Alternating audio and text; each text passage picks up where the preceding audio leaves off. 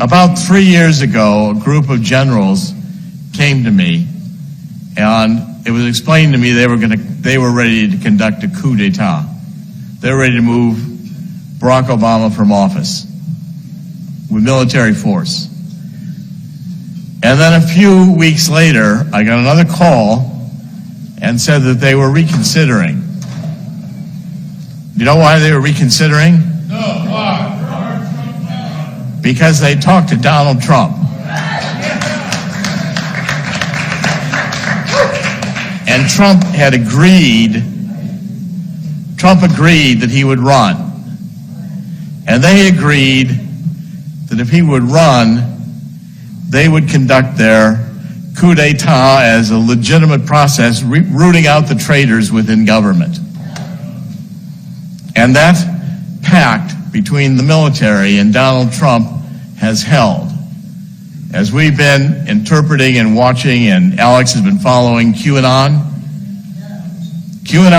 is military intelligence and close to Trump. And the intelligence we're getting really is a lot of the inside script. Now, everybody says Donald Trump is going to lose, he's going to be out of office, he's going to be impeached. You watch CNN, MSNBC, they're throwing a party today, and all the 20 people watching them across the nation are very enthused. Donald Trump will not be removed from office. He will not be removed from office. And in the counterattack he's going to launch, one or two facts that could change everything. Get a report from Michael Horowitz, the Inspector General, who details the corruption within the Department of Justice. Donald Trump is right. Maybe we should tear down the FBI building and start over again. And if you take a look at the depth of this corruption, it's pervasive. Since George H.W. Bush, the bureaucrats who have stayed, including these SES bureaucrats who are there mostly permanently, they're globalists. They don't believe in America anymore. They think they're smarter than America, smarter than the Founding Fathers. We ought to revise the Constitution. There's a very simple word that describes what they are. Traitors. Traitors. It's a capital crime. And I want to predict to you here today that when the tables turn, Donald Trump will be invoking military tribunals, and even Hillary Clinton and Barack Obama are going to be facing treason charges.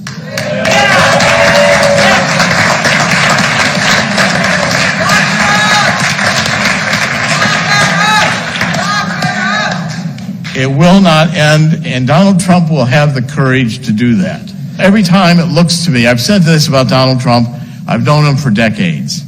I said, Donald Trump always looks like he's going to lose until just before he wins.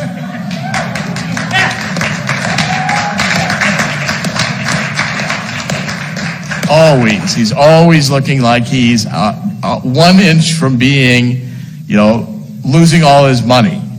1 inch from losing this deal or that deal. Everything Donald Trump has done in his life has been a success. And in the final game of this, I think Donald Trump will reduce the bureaucracy. I'd say 95% would be good, maybe 100%, because the bureaucracy isn't specified in the Constitution. There's no discussion. There's no article about the bureaucracy, which means it can all be removed. Fire them all. And I think what we can have is a rebirth, as we say, of freedom in this country. But I want to say 2 or 3 things about Zuckerberg. Someone has come forth as a Silicon Valley insider, anonymous, and has been writing me extensive emails, which I've now been able to validate. And the story of Zuckerberg and the others is this. Facebook, all of the major ones, Twitter, YouTube, Google, every single one of them is a creation of the CIA. They were funded by the CIA, and they were there. And by the way, they are all considered dispensable. Zuckerberg may not realize it, but he's in the ejection seat. And the button will be pushed and he'll be ejected out. But the real power in Silicon Valley is the infrastructure of the internet. It's the oracles. It's the Microsofts, the Sun Microsoft systems. These are the tracks, the railroad tracks on which the internet runs, the bridges, the infrastructure. And the people who are really controlling Silicon Valley are the Larry Ellisons. These are the people you know less about because they're not the front men. You know, Zuckerberg is dispensable. Eric Schmidt is dispensable. Google is dispensable. They'll just replace it with another one because the real godfathers are the Larry Ellisons and the others. And who funded Larry Ellison? The CIA, the military-industrial complex, moving in with Lockheed and the others wanting the creation of a new generation of electronic hardware for the military. And in the process, and that started going back into the 50s. What happened is along the way, they realized with social media, they could create something where we would all give them all of our information freely about everything about ourselves. People even post pictures of themselves naked, which they keep forever. Every click you make is going right into the intelligence agencies. And then that data is being profiled and given to the New World Order, sold for money, for advertising and marketing. And by the way, Zuckerberg may have his own rules and his own, we're going to protect privacy, but don't for a minute think that they aren't still collecting the information. They've got it all. It's archived. It's every phone call you've ever made, every email you've ever made. And people are stupid enough to put these devices in their homes, which can record everything they say. Facebook can track you even if you're not a member of Facebook.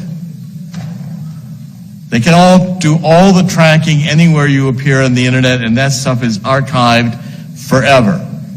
What we've got to do is we've got to reclaim the internet.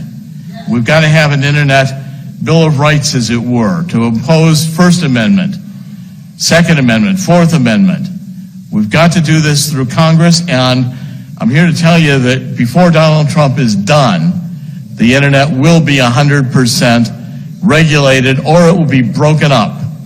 Because Donald Trump understands the threat to our freedom.